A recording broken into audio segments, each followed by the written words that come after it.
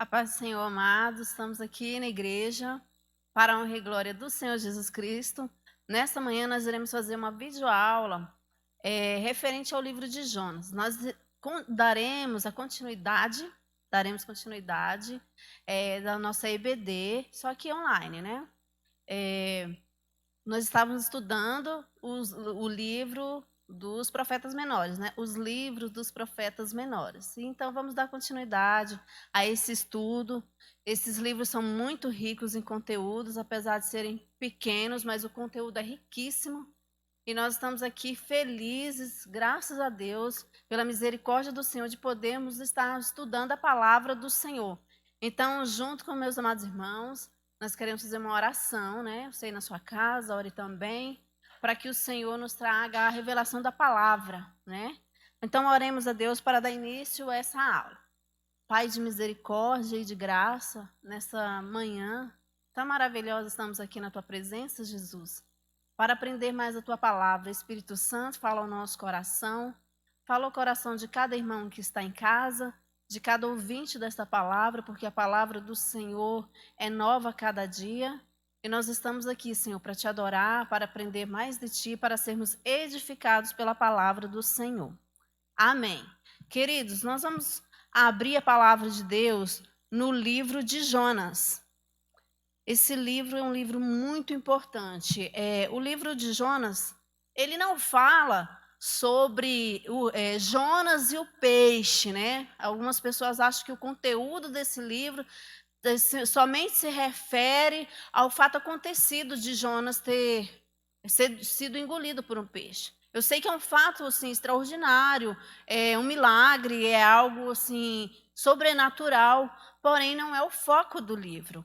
O foco do livro de Jonas é revelar o caráter de Deus misericordioso, o caráter salvador de Deus, a misericórdia de Deus sobre um povo gentil, né?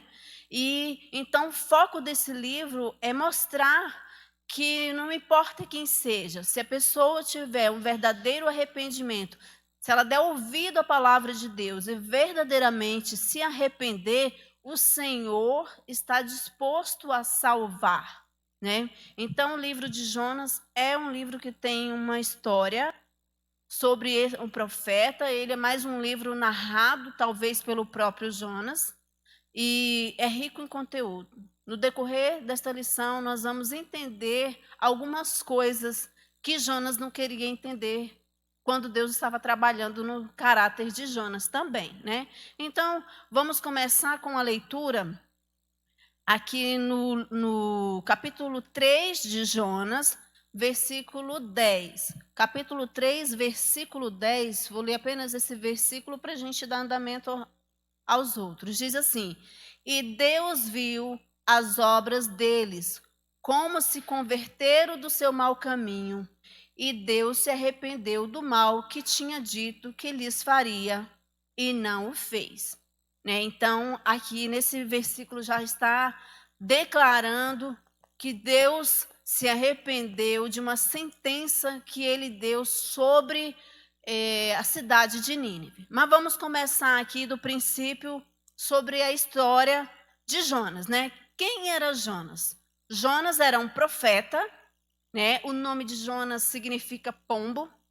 Jonas é hebreu, filho de Amitai, que também era profeta, morava em Gat-Hefer, perto de Nazaré.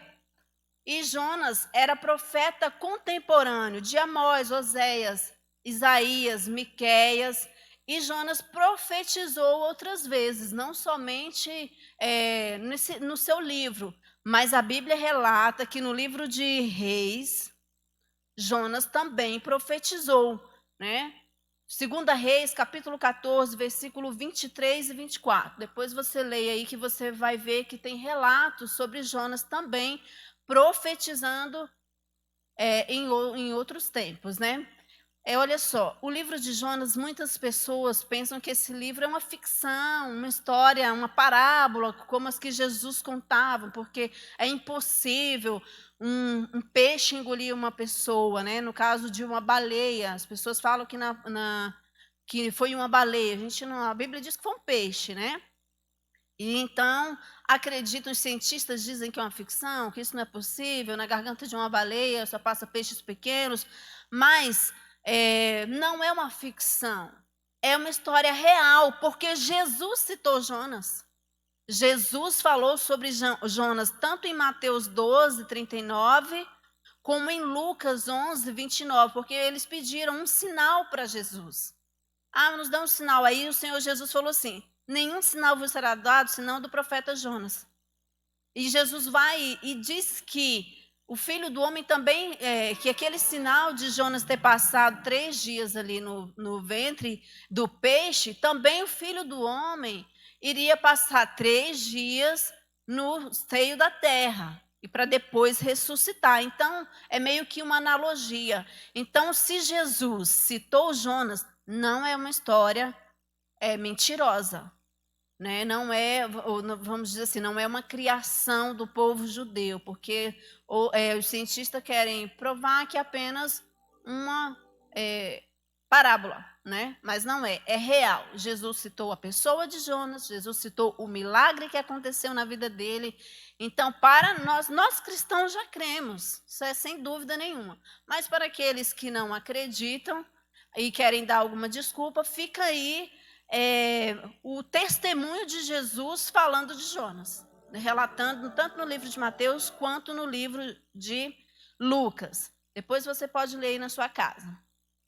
Então, Jonas, a Bíblia diz o quê? Que a palavra do Senhor veio ao profeta Jonas. Então, Jonas, ele era o quê? Acostumado a ouvir a voz de Deus. Ele já tinha um relacionamento com Deus. E aí Deus fala para Jonas: vai lá na cidade de Nínive e clama contra aquela cidade, proclama contra aquela cidade, porque o mal daquelas pessoas chegaram diante de mim. E aí nós vamos entender aqui por que Jonas não quis ir. Por que Jonas não quis ir até a cidade de Nínive? Ora, ele era um profeta, acostumado a ouvir a palavra, a mensagem do Senhor, acostumado a entregar a mensagem do Senhor. Era um homem que conhecia Deus. Quando ele se revela aos marinheiros, ele fala: eu sou hebreu, temo aos Deus que fez a terra, que fez o mar. Então, Jonas era temente a Deus, era acostumado a ouvir a voz de Deus e a entregar as mensagens do Senhor. Mas quando Jonas ouviu essa mensagem, que Deus ia destruir Nínive, no nosso entender, não era para ele fugir, né? Era para ele ficar feliz. Por quê? Porque os assírios eram arquinimigos de Israel. Quem era essa cidade de Nínive? Por que Jonas não queria ir lá? Talvez ele tinha alguns motivos. E aí a gente pode pensar, conjecturar algumas coisas. Bem que no capítulo 4 depois nós vamos informar por que Jonas não queria ir.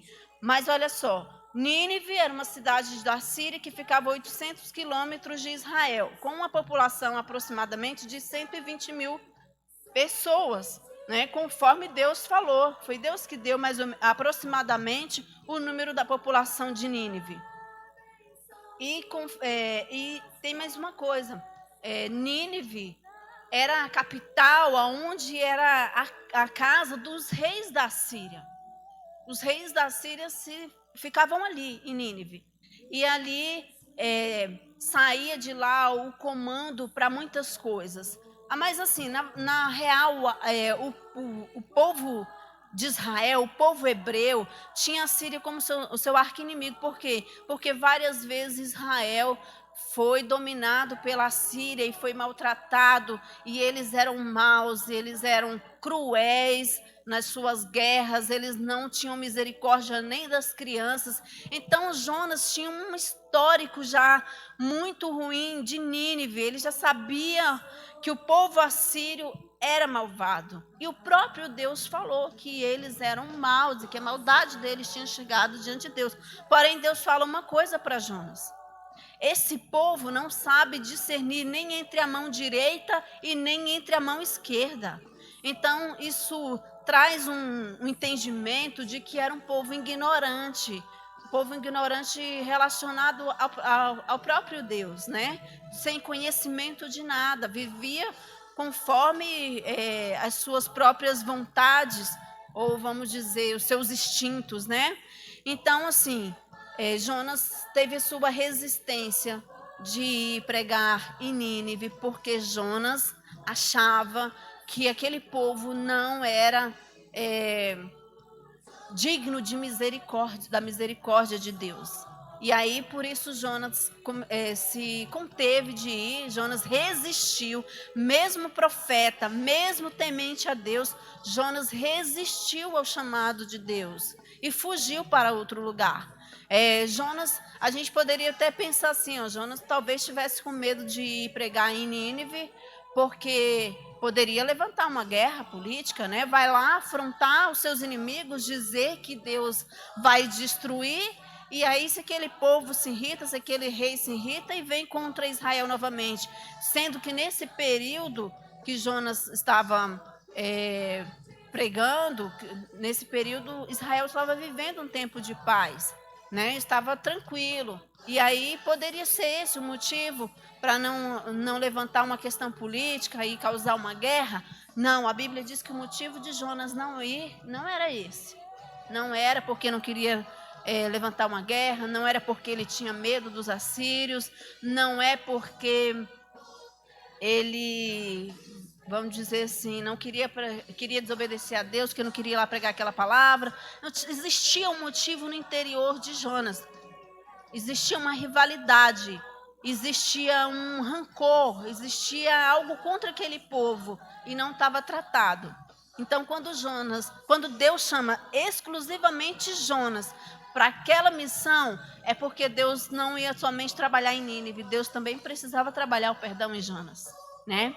Então, começa aí a saga de Jonas, né?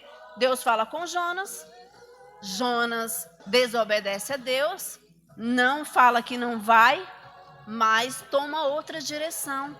Jonas pega a sua bagagem, no lugar de ir para Nínive, que ficava ali 800 quilômetros de distância da cidade que ele estava, Jonas vai para Jope. A Bíblia diz que Jonas vai para Jope e lá ele toma um navio para Tarsis. E aí começa a viagem e o seu dilema da desobediência e as consequências. Eu fico vendo assim, como Deus é misericordioso, né? Deus vai usar tanto de misericórdia com Jonas, e ele mesmo, Deus usando de misericórdia com ele, ele não quer que Deus use de misericórdia com seus inimigos. E aí, o que Jonas faz? Vai para Tarsis, pega o navio, desce para o porão do navio e vai dormir. Só que Deus tinha um propósito a cumprir, Deus tinha um povo a salvar, e Deus precisava trabalhar no coração de Jonas também.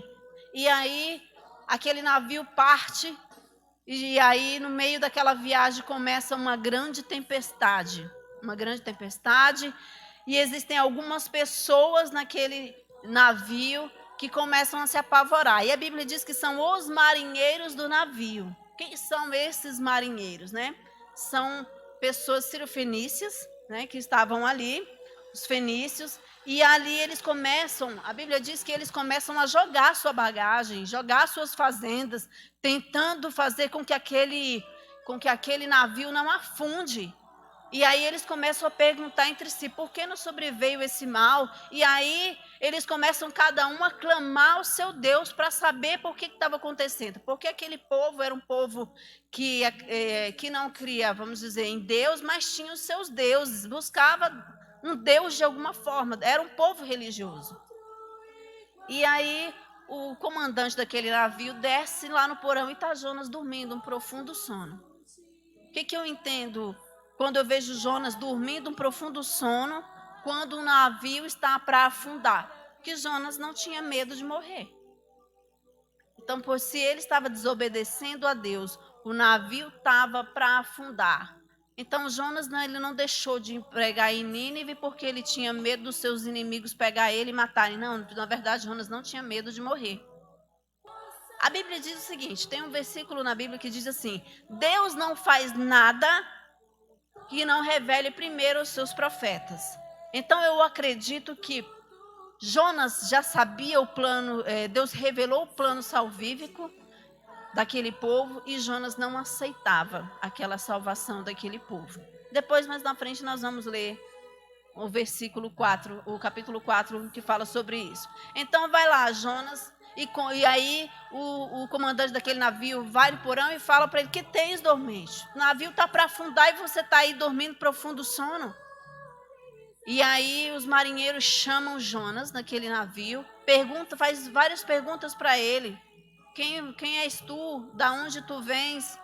E aí Jonas começa a se explicar e diz que ele é hebreu, que ele teme ao Senhor e conta a história dele, que Deus deu uma missão para ele e ele não cumpriu a missão de Deus. Ele está fugindo de Deus. Veja se é possível alguém fugir de Deus.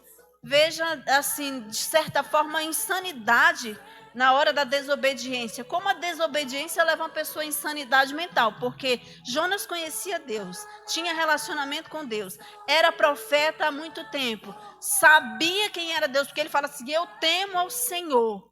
E Jonas disse que pegou aquele navio para fugir da presença de Deus.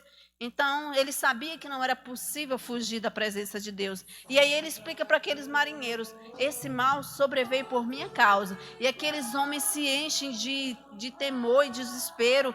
E aí eles falam: e agora, o que nós vamos fazer? O que é que temos que fazer? Aí Jonas diz para eles assim: bom, me lança fora do navio, me lança ao mar, porque vai acabar toda essa tempestade.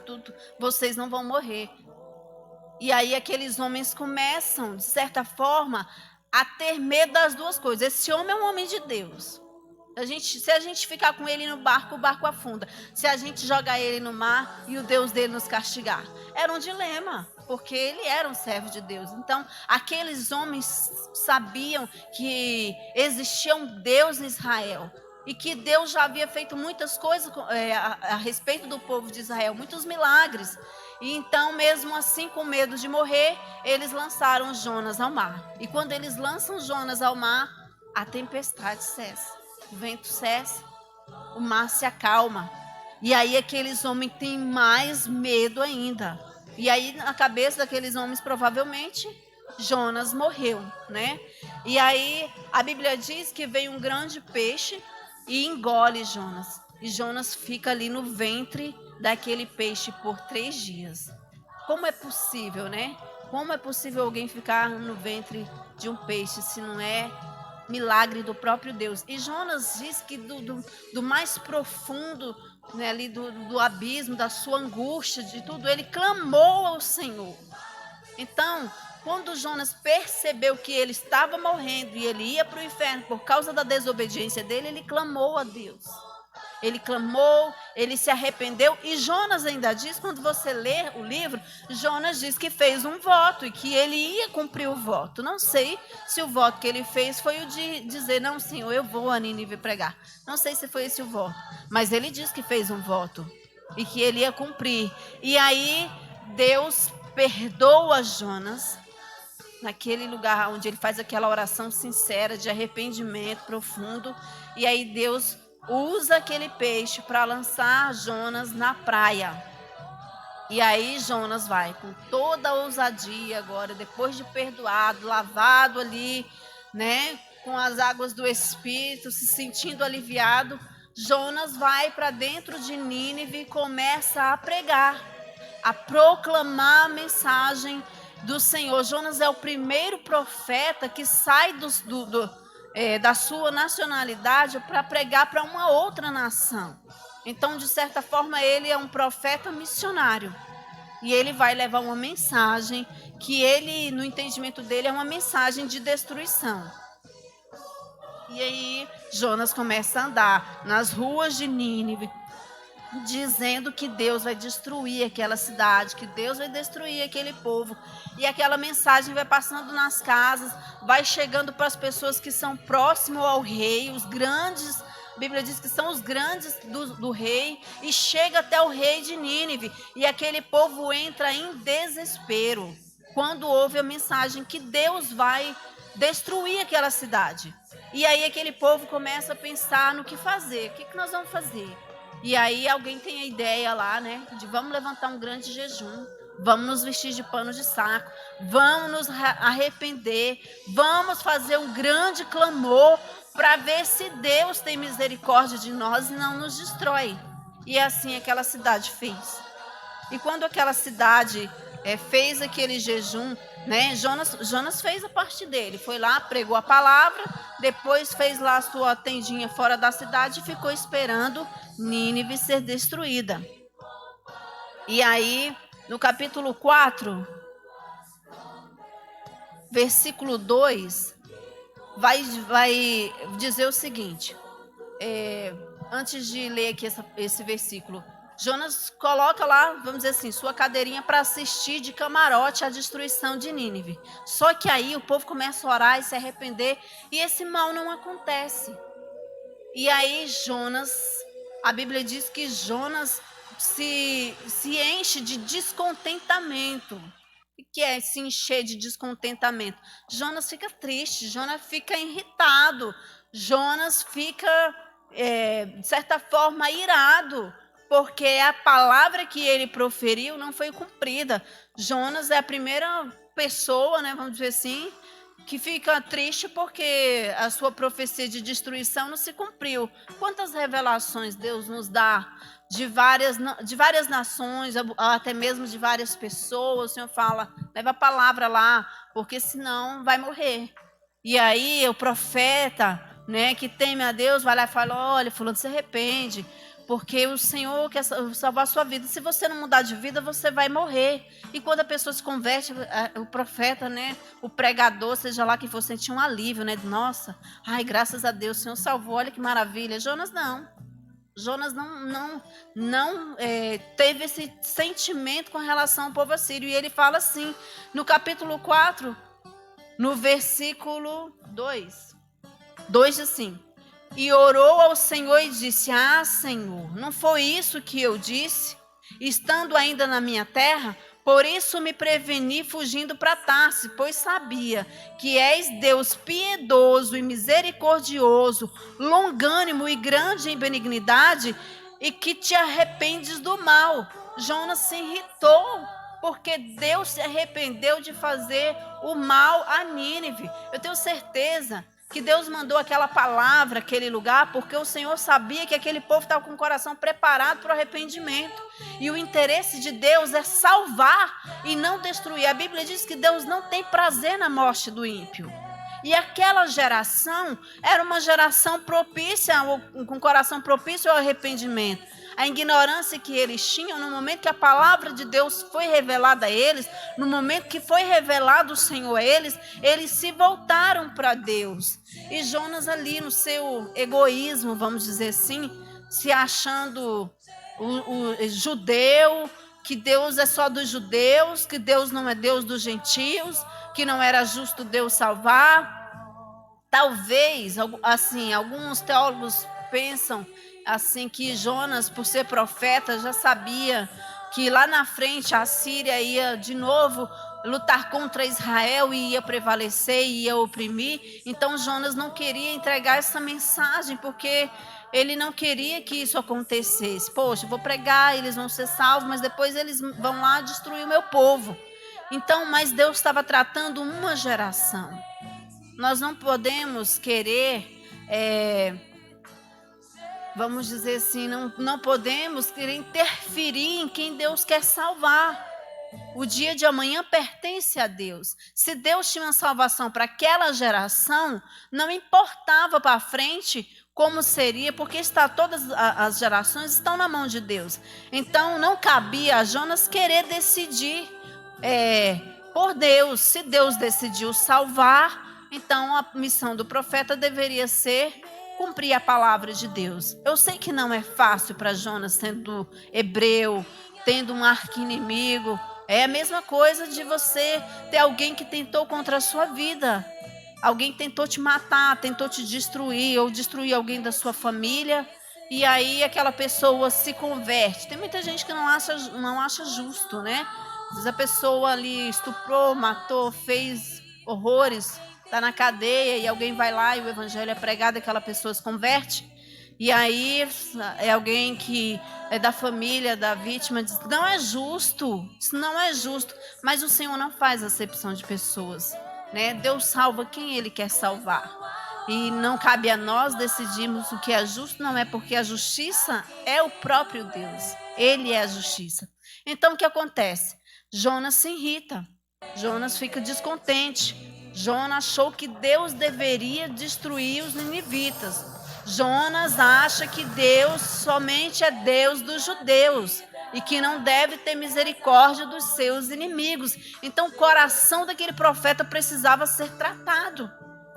Aquele homem era um homem de Deus, era um profeta de Deus, porém dentro dele não havia sido liberado perdão para os seus inimigos.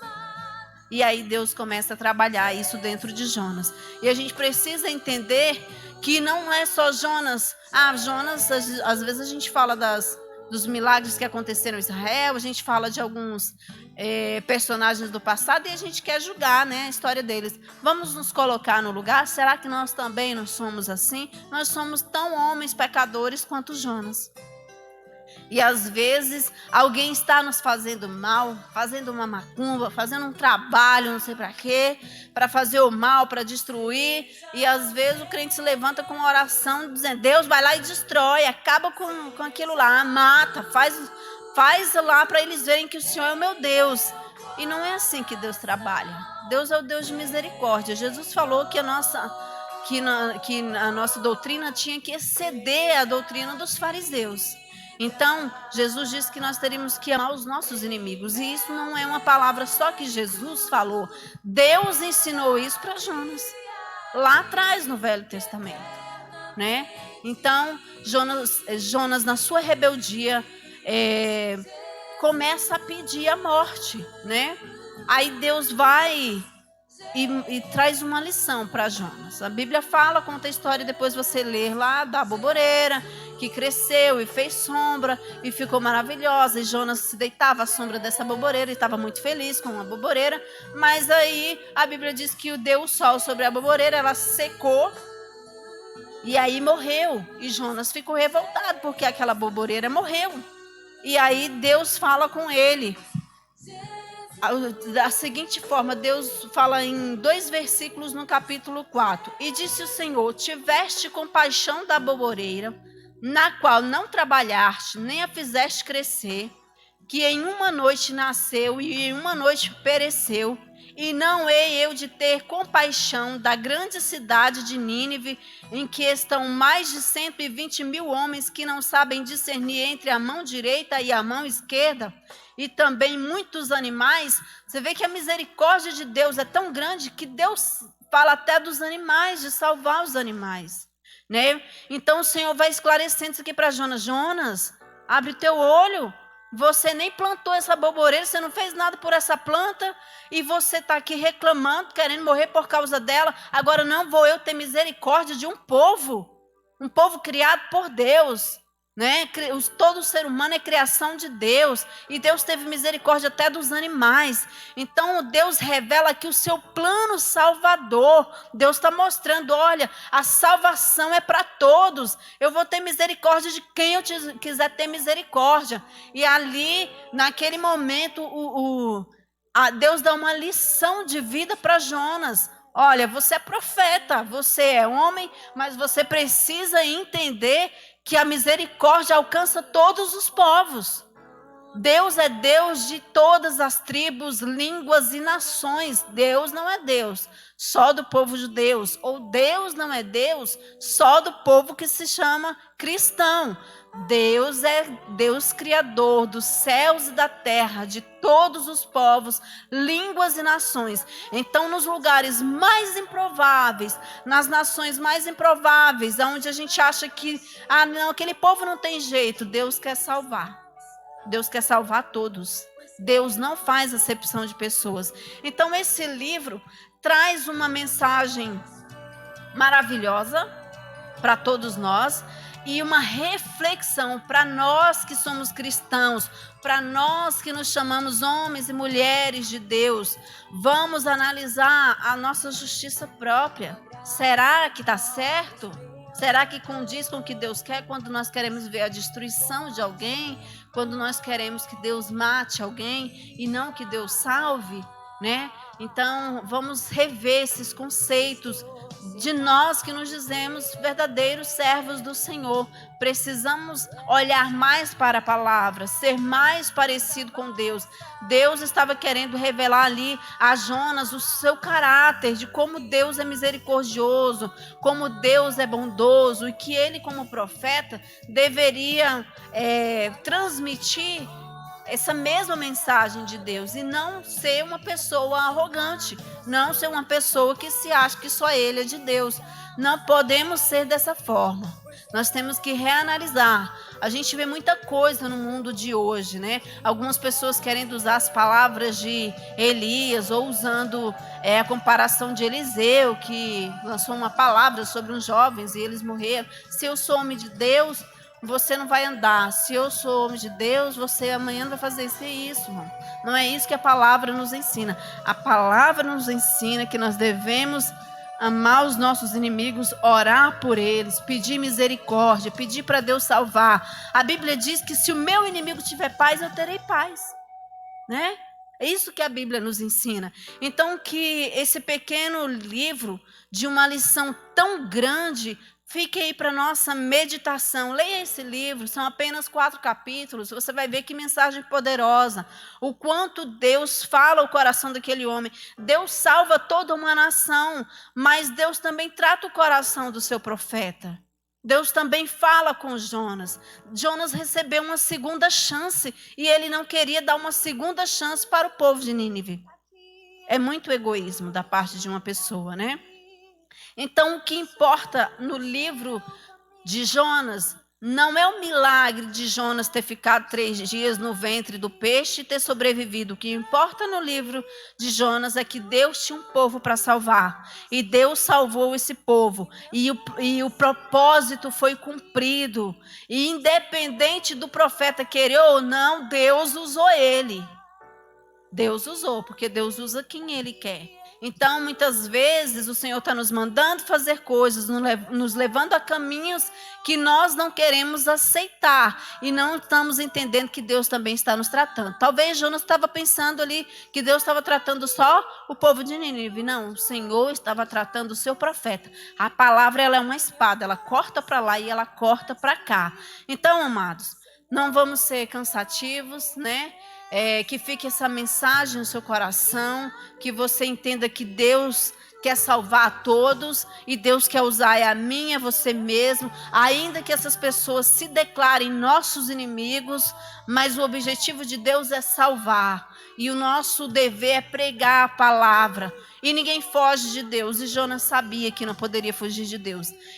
O livro termina com Deus dando essa lição de moral em Jonas, e não fala se Jonas se arrependeu, não fala como mudou o coração dele, mas como acredita-se que esse livro foi escrito pelo próprio Jonas, talvez ele relatou essa história para ficar de lição. Talvez depois ele tenha refletido de como a sua vida, tudo que aconteceu e o que Deus queria ensinar para ele. Quantas vezes nós passamos lutas, tribulações, passamos um período assim de coisas na nossa vida que você não entende. Você está no meio do furacão, você está no meio da tempestade, você fala, não estou entendendo nada, Deus. E depois lá na frente você vai entender, poxa, passei por isso, olha o que Deus queria me ensinar, olha o que Deus queria me mostrar. E essa lição ficou para Jonas, olha o que Deus queria mostrar, que ele usa de misericórdia com os meus inimigos, que ele é Deus dos céus, da terra, de todos os povos, línguas e nações, que Deus não faz acepção de pessoas. Então, ficou uma mensagem maravilhosa no coração de Jonas, da parte do próprio Deus. Deus levou ele a uma experiência profunda. Deus foi lá no íntimo do coração daquele homem, na cabeça dele, e mostrou que ele estava errado. Embora se dizendo homem de Deus, embora dizendo que era temente ao Senhor, mas algo dentro dele precisava ser tratado. Então que a gente também possa analisar a nossa vida, né? Analisar e ver se não tem algo dentro de nós que não agrada a Deus, apesar de nós carregarmos o nome de cristãos, de servos de Deus. Deus usou a lógica da aboboreira para ensinar uma lição para Jonas, né? Deus usou o peixe para trazer um milagre na vida de Jonas. Deus usou uma nação para provar para Jonas que todas as pessoas são dignas de misericórdia. Então, que nós possamos cada dia meditar na palavra de Deus, porque é uma história que a gente escuta desde criança, né? Mas talvez você nunca viu por essa perspectiva, né? Mas que você possa meditar, que Deus possa continuar trabalhando no seu coração, na sua vida. Foi muito bom aqui compartilhar a palavra do Senhor com os amados irmãos. A igreja continua nas atividades, a igreja continua fazendo os cultos, as lives. Participe, entre lá, dê o seu joinha. Aproveite essa oportunidade de estarmos podendo fazer essas lives. Em alguns estados já tem igreja que não pode fazer.